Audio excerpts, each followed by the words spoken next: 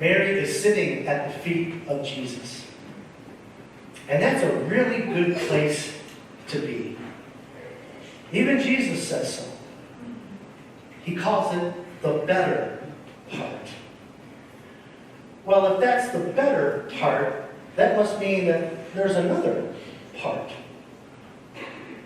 And while we can definitely take our cue from Mary, we can learn from Martha as well. Because if we are going to be disciples of Jesus Christ and be on mission with Him, things have to get done. Right? And what is our mission? I went to a seminar about a week and a half ago with Father Tom and some of the staff. The whole conference was dedicated to our mission. And it was so simply and eloquently put. Our mission is this: to bring people to the feet of Jesus. That's our mission. So how can we maintain a relationship with the living God on an intimate basis like Mary, while at the same time be about the Lord's business like Martha, and at the same time bring people to the feet of Jesus? Our mission. I think a lot of you know that I'm a runner, and I like to listen to music when I run. And I have these two different sets of earbuds I use when I'm running. And one is the traditional kind with a little cord that goes into your phone or your device. And it's quite labor intensive to get it set up. I need to put it in the phone and my running belt and feed the cord underneath over the top of the shirt and make sure the volume is just so. But it's really worth it because when I'm running, the music is continuous and it really enhances my running experience. The other set of earbuds I have are Bluetooth wireless. These things are brilliant. I mean, no cords, no wires, perfect fit, great sound. And when I wear these babies, I feel free. It's great. But usually after a while, the signal will fade. And instead of this beautiful, continuous music, it starts to sound jumpy and it drives me crazy. To the point where I start doing crazy things. Like turning my head in the direction of where I think the signal's coming from. Because that's going to help, right? So picture this. Picture this little bald guy running down the road, going north, with his head east-southeast, doing this. It doesn't work. It just doesn't work. Sometimes I get so frustrated, I'll just rip them right off my head, and I might even just stop. Done. Runs over. Motivation, everything's just gone.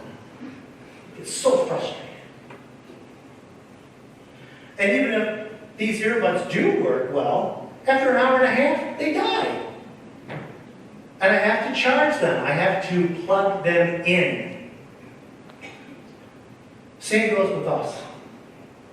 We need to be constantly plugged in to the source of life, especially if we're going to bring that life to others.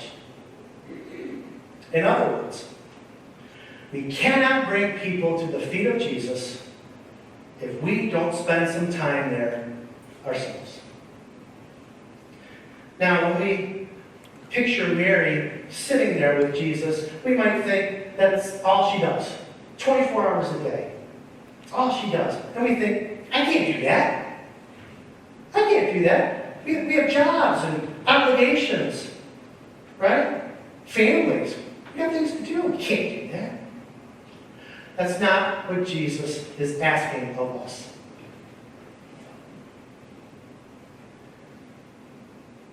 God, in His mercy, has placed us where we are. He knows our circumstances, our commitments, our limitations, and our capabilities of who we can be in Him. God simply wants us to lift our minds and our hearts to Him when we can, as much as we can. And when we do, to be present. Completely present to Him as He is to us. And when we neglect that, sometimes it can be like wearing those wireless earbuds with the choppy sound. And it just drives us into a frenzy to the point where we get so frustrated, we might just want to give up. When we forget why, and for whom and with whom we are working, we can open the door to this Martha-esque anxiety. And we get so determined that we're going to do it on our own. I got this. I'm going to fix it. I can do this. We run the risk of turning our relationship with God into a potentially awkward, even tenuous dynamic. Picture this. Suppose I do a bunch of work for the Lord. For the Lord. Not with the Lord necessarily, but for the Lord. I do a bunch of work, and the results are better than fair. Pretty good. I'm happy with it. And I go before the Lord to report all that I have done. And the Lord looks at me, and He sighs. And He says to me, "You used to love me. Now you just work for me." Martha, Martha, Chris. We are in a wonderful place today to spend some time at the feet of Jesus. We've heard His living word proclaimed.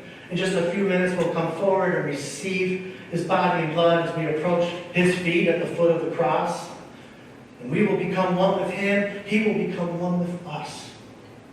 But it doesn't end there. We go from here on mission to bring others to the feet of Jesus. So this week, channel your inner Mary and spend some time with Jesus, listening to Him and loving Him. An hour, 20 minutes, 45 seconds. It doesn't matter as long as when you are with Jesus, be with Jesus. Completely present. And sometime this week, channel your inner Martha a little bit. And serve those the Lord has given you with joy. But do it calmly, in the peace of Christ, and confidently in the power of the Holy Spirit. And know this. When the circles of these two sisters intersect, it is there. That is where Jesus wants us to be. Because it is there we can truly begin to bring others to the feet of Jesus.